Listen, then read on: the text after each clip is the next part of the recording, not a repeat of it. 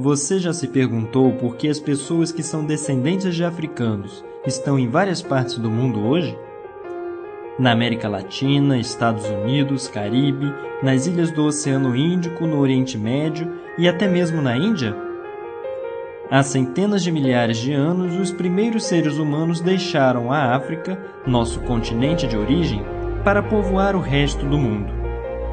A resposta para nossa questão, porém, nos leva a um período não tão distante, doloroso e que ainda afeta a imagem que muita gente faz dos africanos e de seus descendentes. A escravidão é uma instituição universal. Em outras palavras, ela existiu de várias formas em muitas culturas e sociedades.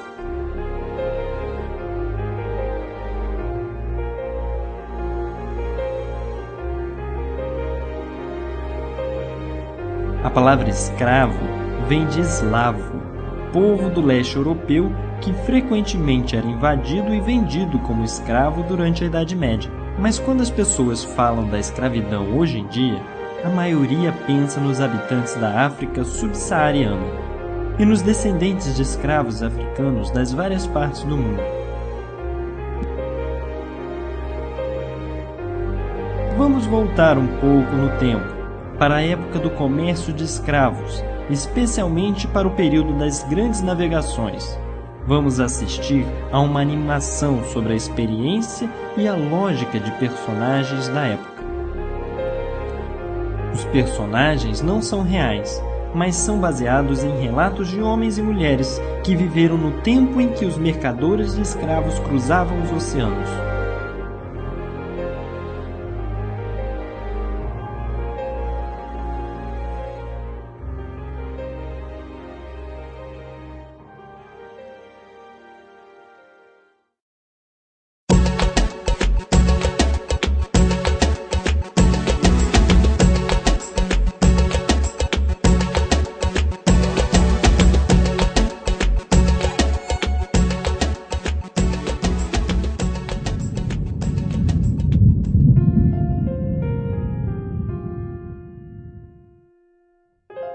Sr. Brooks é um grande comerciante de escravos de Liverpool, na Inglaterra.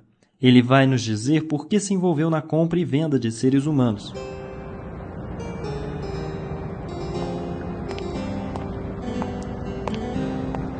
Graças aos esforços dos portugueses e espanhóis, a cana-de-açúcar se adaptou ao clima do Novo Mundo.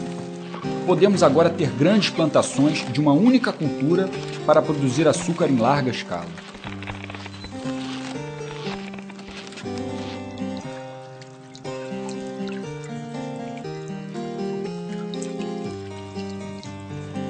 As grandes famílias europeias eram apaixonadas por açúcar, mas o alto preço impedia as pessoas mais pobres de comprá-lo.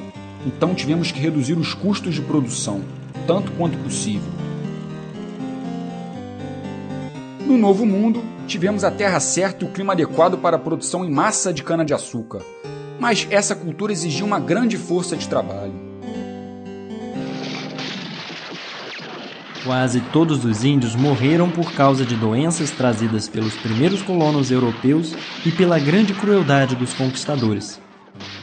Os poucos sobreviventes eram, em teoria, protegidos pela igreja.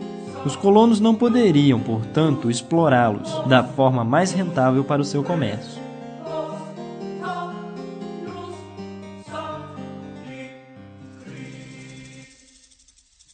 Aquelas terras distantes que muito imaginavam estar cheias de canibais assustavam muitos europeus, e mesmo os mais infelizes moradores da Europa hesitavam em ir trabalhar como operários agrícolas nas Américas.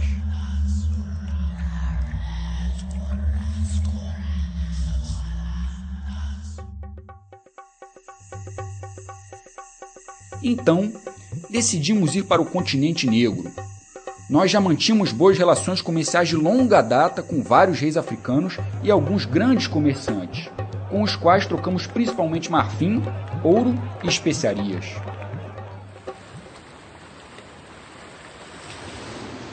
Aos poucos, com a permissão deles, nós construímos um punhado de fortes em pontos estratégicos ao longo de toda a costa atlântica para proteger os nossos comerciantes e mercadorias e as tripulações dos nossos navios. Os fortes foram ainda mais úteis para o desenvolvimento do comércio de escravos.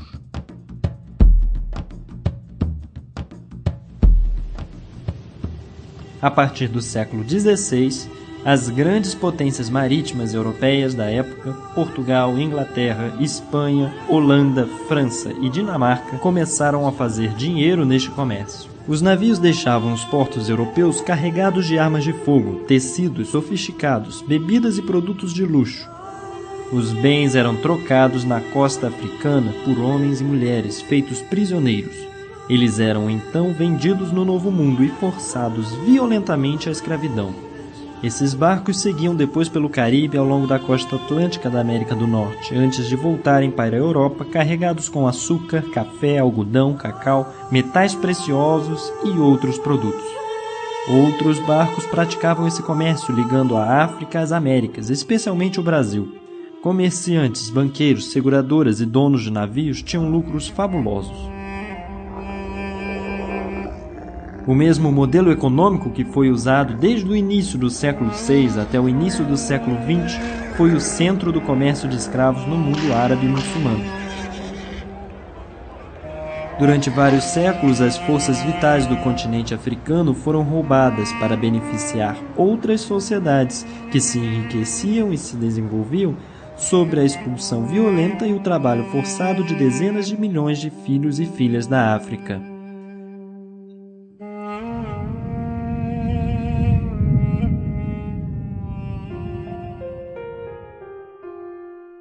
Mussa estava esperando impacientemente sua iniciação.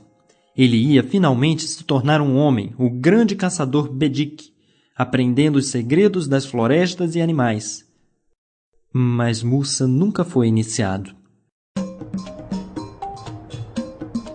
Ninguém me contou nada, mas eu acho que alguma coisa estava acontecendo. Eu conversei sobre isso com Tumani, o meu melhor amigo. Estava praticamente certa a nossa iniciação. Seríamos grandes guerreiros destemidos. Todo mundo estava ocupado na aldeia. Os preparativos superavam os do festival da colheita passada.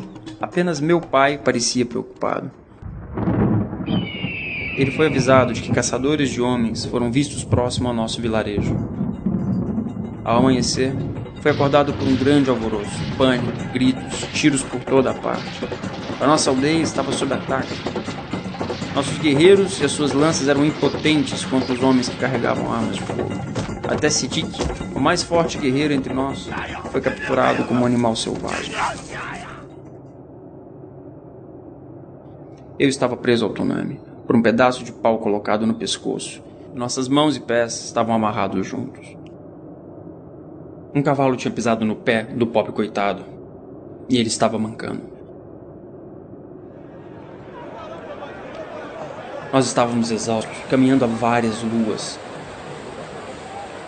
As mulheres e crianças pareciam exaustas. Nossa fila ficava maior a cada parada, quando novos cativos, recrutados à força por caçadores de homens, se juntavam a nós. Depois de andar por milhas e milhas, eu vi à distância os contornos de uma cidade enorme que parecia dominar todo o deserto. Deve ter sido Djedje. Meu pai me falava muito dela.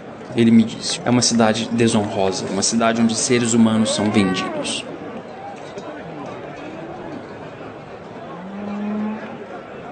Dois homens vieram ao pátio, onde estávamos sendo mantidos. Eles vieram para o cercado, onde estávamos todos agrupados. Eles me escolheram junto a outras 10 pessoas, mas não Tumani. Mussa será levado pelo deserto e vendido para um comerciante árabe. Ele será então castrado para valer mais como um guardião de mulheres. Mas Mussa não sobreviverá à operação. No mundo árabe e muçulmano, escravos eram comercializados nas rotas do deserto, rotas marítimas pelo Mar Vermelho, o Oceano Índico e o Mar Mediterrâneo. 3 rotas marítimas foram usadas pelos comerciantes de escravos europeus: a rota do Oceano Índico, do Mar Mediterrâneo e, em escala massiva, a rota do Oceano Atlântico.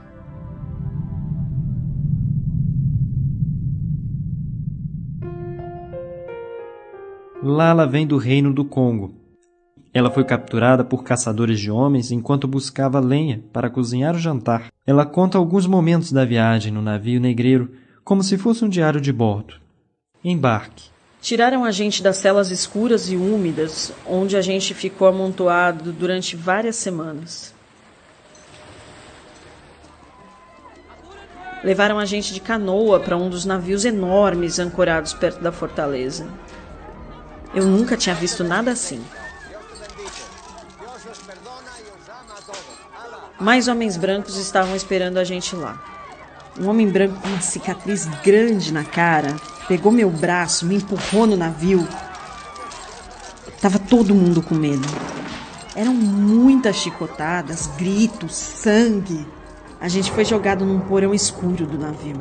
Homens de um lado, mulheres e crianças de outro. Primeiro dia da travessia.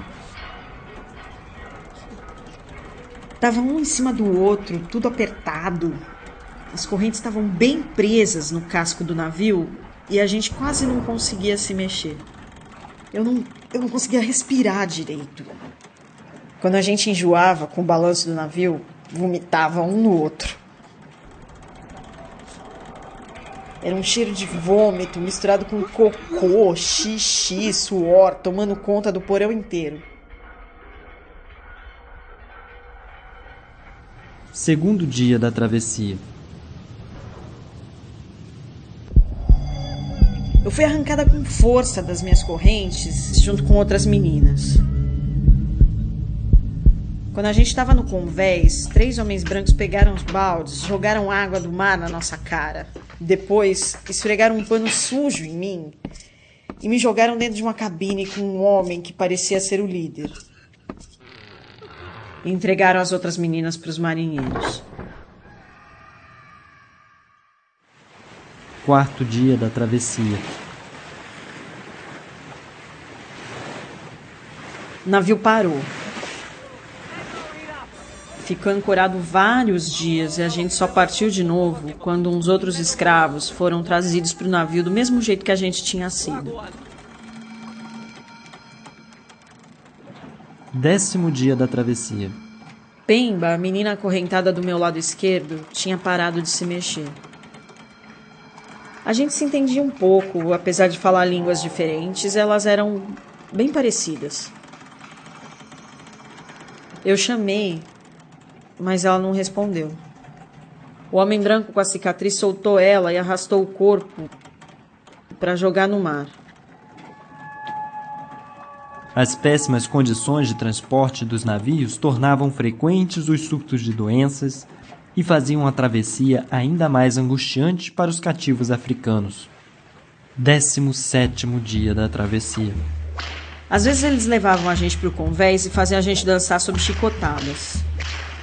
Naquele dia, eles colocaram a gente numa fila com cuidado, obrigando a gente a assistir uma cena horrível. Um homem que tentou pular no mar levou muita chicotada na frente de todo mundo. Os gritos dele eram insuportáveis e fizeram a gente tomar coragem de novo. Começamos uma revolta. Eles tinham armas de fogo e espadas. A gente tinha as nossas mãos e as correntes que nos prendiam.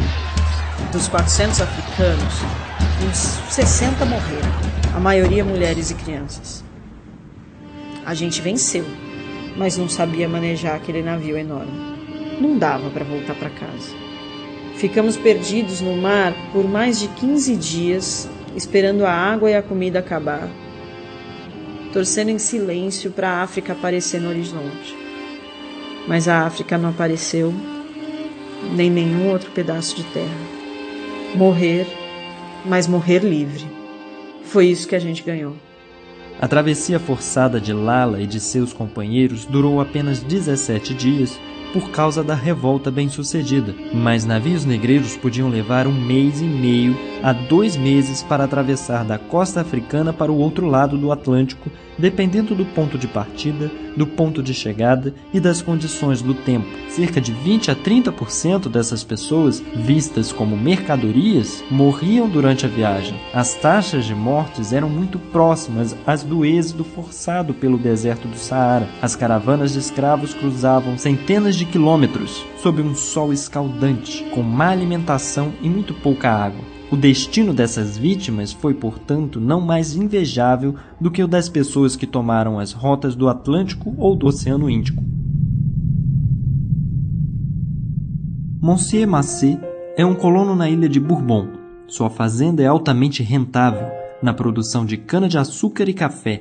Ele vai nos contar o seu método para garantir que seus 182 escravos trabalhem duro.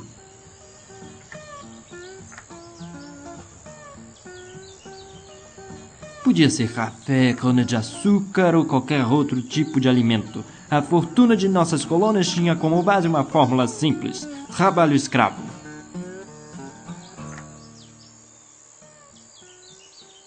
Na minha fazenda, lutei contra a preguiça natural dos escravos com métodos bastante vigorosos e eficazes. Para justificar a exploração de seres humanos, foi criado o conceito de hierarquia racial. A suposta inferioridade dos africanos será usada para dar uma boa razão para que fossem escravizados e para praticar terror físico e emocional diário, capaz de mantê-los sob domínio e combater movimentos de resistência. Sabíamos todas as artimanhas que os traficantes de escravos usavam para nos fazer pensar que os doentes estavam em boa saúde. Nós enxergávamos e sentíamos a mercadoria boa e ruim, do jeito que realmente estava. Tentavam nos enganar, cobrindo de óleo os corpos, mas apertávamos braços e pernas para verificar o quanto os escravos eram vigorosos. Examinávamos os seus dentes para estimar sua idade e assim por diante. Depois de ser comprado, assim como um porco ou uma vaca, era queimado com a marca da fazenda. Nós os transformávamos em cristãos. Eles tinham que esquecer a savana, a vida que levavam antes como mulheres ou homens livres, a cultura, a língua e os costumes bárbaros. Algumas pessoas diziam que os negros não podiam sentir dor e que seus gritos, quando levavam umas chicotadas, eram apenas encenação. Eu mesmo não acreditava nisso, mas me parecia que esta raça, tão fisicamente robusta e ao mesmo tempo tão fraca mentalmente, devia estar sob nosso controle, como os animais. O Estatuto Jurídico dos Escravos, definido por textos como o Código Noir, o Código Negro, o Código de Escravos de Barbados, tratava os africanos capturados como bens móveis, posses sobre as quais o mestre tinha o controle completo. Os senhores podiam, inclusive, mandar matar os escravos como forma de punição. Esse texto era muito frouxo. Nas fazendas, os verdadeiros senhores tinham que ser muito mais firmes. Eu costumava insistir que, quando houvesse um castigo no campo, os outros escravos tinham que assistir. O chicote podia estalar nas costas só de um homem, mas todos os outros iam sentir o terror do seu senhor e as terríveis consequências da sua raiva. Castigos: 20 chicotadas, marcar com uma flor de lis, cortar o tendão, ser pendurado pelas costelas, açoite até a morte. Tudo isso fazia de mim, aos olhos deles, o mais monstruoso e temível dos homens. E quando eu mandei um para o calabouço, eu quase podia ver o alívio em seus olhos. Parecia querer me agradecer por condená-lo apenas a passar fome e sede durante dias na escuridão. Era por causa do terror que eu inspirava nos meus escravos que a minha fazenda era um modelo e meus lucros estavam entre os mais altos da ilha. Mas todo esse trabalho demorado foi perdido no levante de Saint-Lô, a noite em que minha fazenda foi destruída por meus escravos.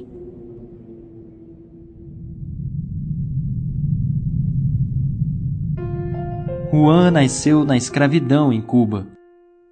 A mãe dele foi vendida. O pai, que havia tentado fugir muitas vezes, ele viu ser enforcado. Juan vai nos contar como sua longa jornada de trabalho diária era organizada.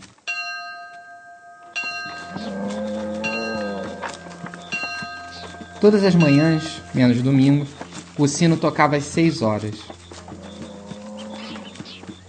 O caminho até a plantação de cana-de-açúcar era enorme. Meu dia começava caminhando junto com a maioria dos escravos da fazenda.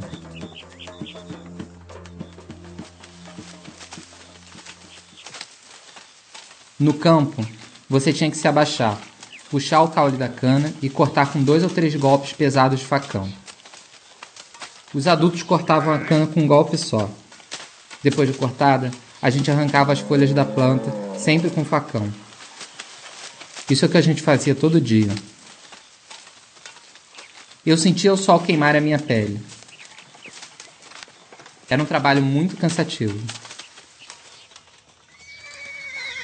Agora eu entendo por que meu pai sempre tentou fugir.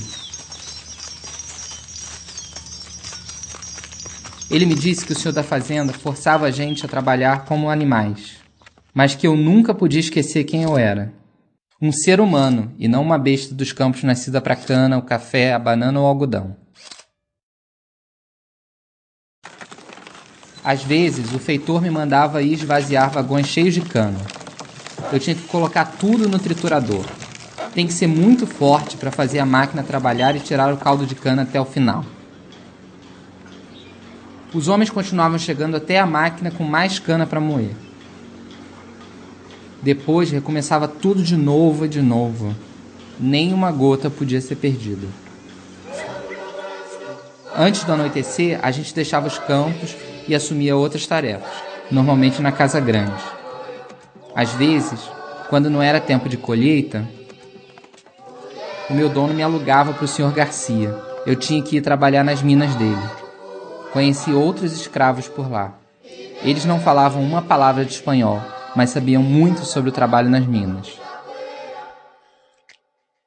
Eu só voltava para minha cabana à noite. Era engolir rápido uma pequena ração de milho peneirada e um pouco de bacon antes de cair na cama de palha.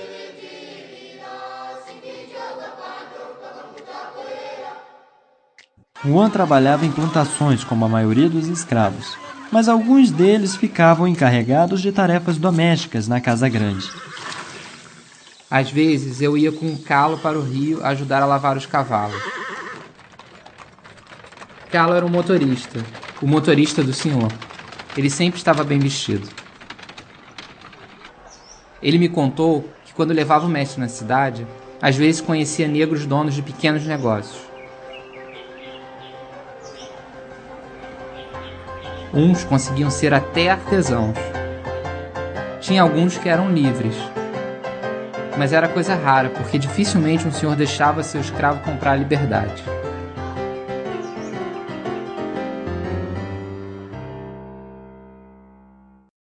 Numa noite de domingo, o mestre me viu olhando para um livro que Calo trouxe da cidade de presente para mim.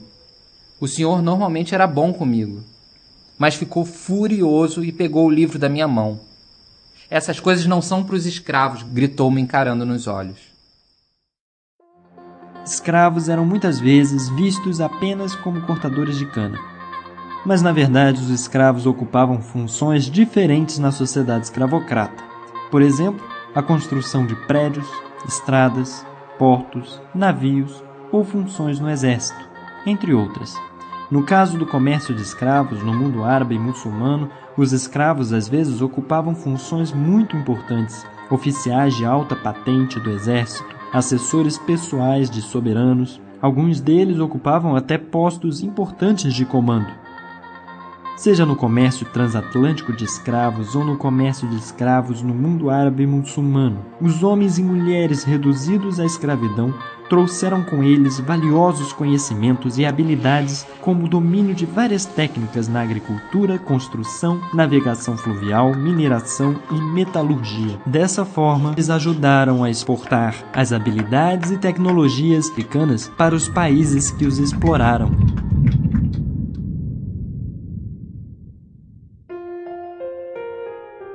Nani vem do Império Achante. Quando criança, ela foi capturada, vendida e enviada para as Índias Ocidentais Britânicas.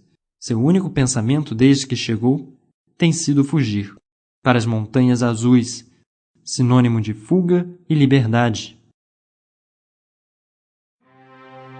Decidimos fugir da fazenda faz alguns meses. Aproveitamos o momento em que o feitor começou a chicotear uma mulher grávida. Meu irmão voou para cima dele. Bastou um soco para derrubar o homem.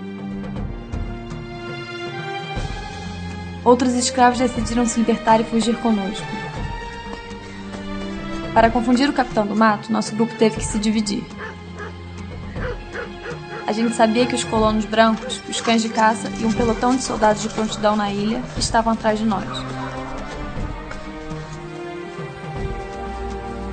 Encontramos abrigo em um ponto estratégico nas montanhas, de onde dava para ver o inimigo avançando. Era fácil atacar primeiro. Nossa comunidade ficava mais organizada e bem estruturada. A gente vivia de nossos cultivos, da criação de animais, da caça e da coleta. Mas era difícil não lembrar de outros escravos nas plantações. Às vezes, meu grupo fornecia veneno para eles poderem se livrar dos senhores autoritários ou mesmo sádicos. Também invadíamos as fazendas sempre que dava, queimando as colheitas, os campos e roubando gado. Nessas horas, a gente libertava mais escravos. Eles passavam para o nosso lado. O exército inglês perdeu. Causamos tantas derrotas que a Inglaterra foi obrigada a assinar um tratado reconhecendo a nossa liberdade e a independência de nossas terras. Enfraquecidos pelas repetidas revoltas, pela campanha abolicionista e pela grande popularidade de alguns líderes como William Wilberforce na Inglaterra, Victor Schœlcher na França, Frederick Douglass e Harriet Tubman e Joaquim Nabuco no Brasil, os estados escravocratas foram obrigados, um a abolir a escravidão. Ironicamente, no despertar da abolição da escravidão, donos de escravos eram compensados pelas autoridades por suas perdas de propriedade, mas em nenhum caso os escravos, que foram as únicas vítimas desse sistema, receberam alguma compensação. São essas revoltas numerosas, repetidas, cada vez mais organizadas, que irão contribuir para a progressiva abolição da escravidão. A partir de 1791, da grande revolta de escravos em Santo Domingo até a abolição no Brasil em 1888. Enfim, livres, os escravos venceram depois de travar uma batalha diária por mais de 400 anos. Das aldeias africanas para os porões dos navios negreiros e plantações, esses homens e mulheres constantemente se revoltaram, protestando contra uma situação de vida desumana.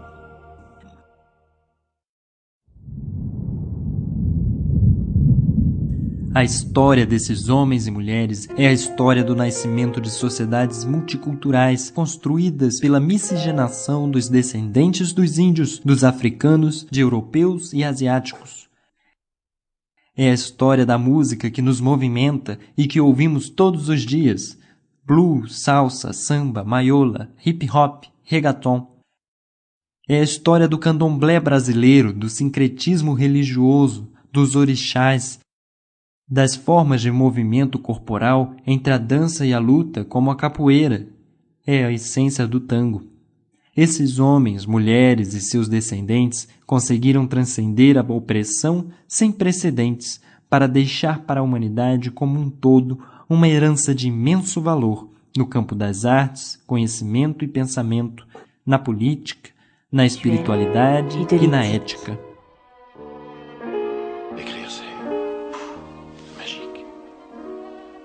Tu n'as pas eu ce sentiment? Je me souviens quand Rosa Parks se rebella dans le bus à l'heure de la lutte des races, noir le fruit de l'arbuste. Je me souviens de Martin Luther King et son rêve, dans lequel les hommes seraient égaux et prêts pour la trêve. Je me souviens de Marcus Garvey, le prophète man, de Malcolm X et de Nation of Islam. Je me souviens de Muhammad Ali et de sa frappe légendaire, un brave avec un fort caractère. Je me souviens quand Jordan s'éleva dans les airs, quand Usain Bolt fendit le vent et la poussière. Je me souviens du roi Pelé, de son jeu ensorcelé, de son talent à pousser lancer le ballon dans le filet. Je me souviens de Teddy, carrure impressionnante, un guerrier olympique qui peut te laisser dans la tourmente. Je me souviens aussi de Miles et de son jazz enflammé, de Jimmy et de sa guitare endiablée. Je me souviens de B.B. King et de ses airs swing, de Bob Marley cause I wanna jamming. Et Kampai et Imra, tel les Dos Gardenias, sa mélancolie cubaine, du coup je mets ton carré d'as. Sur un son de Michael, le roi de la pop, ou de James Bond dans son play dans le hip-hop. Je me souviens de Madame Morrison, récompensée pour sa plume, les belles lettres résonnent, la tête dans l'enclume. Je me souviens de Hughes et du Grand Dumas, de bons hommes au bon cœur qui avaient de bons karma. Je me souviens du candomblé ou encore du vaudou, religion doublée d'un rite transcendantal assez fou. Là-bas je vois des gnawas qui survivent dans ce dawa et les révoltés qui dansent sur un air de capoeira. Je me souviens de Basquiat et de ses belles prouesses, le hip-hop remplace pour ses lettres de noblesse.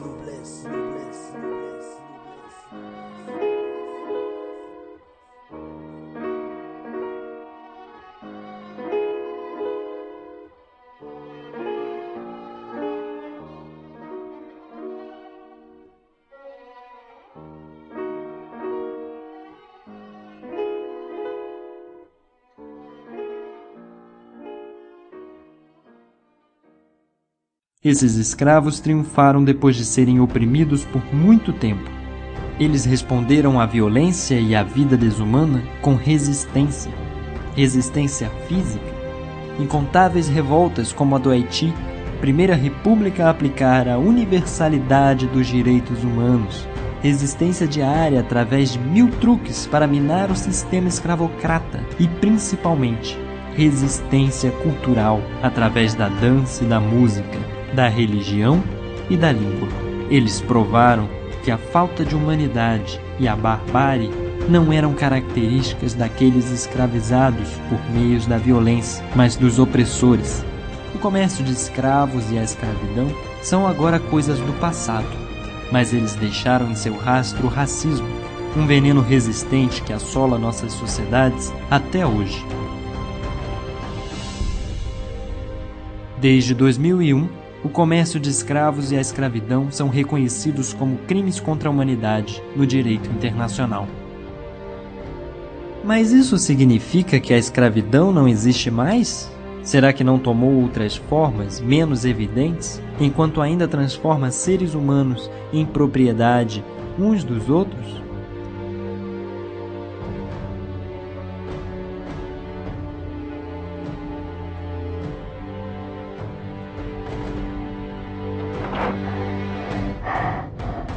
Ações para combater as novas formas de escravidão, o racismo e a discriminação racial não acabaram. São tomadas todos os dias em grandes organizações internacionais, como a Unesco, e até mesmo no pátio da escola.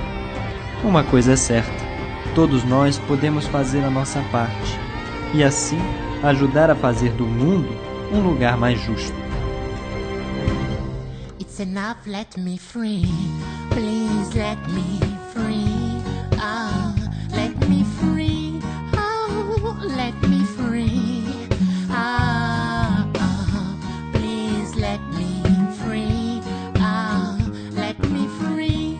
Oh, let me free. Oh, oh. Do you hear the bullet shot by the soldiers, running through the crowd and being in tears? Do you hear the mothers crying, their children lost, walking on a mine, howling gust, gust, howling gust, gust, gust, gust, gust. Let me free, it's enough, please let me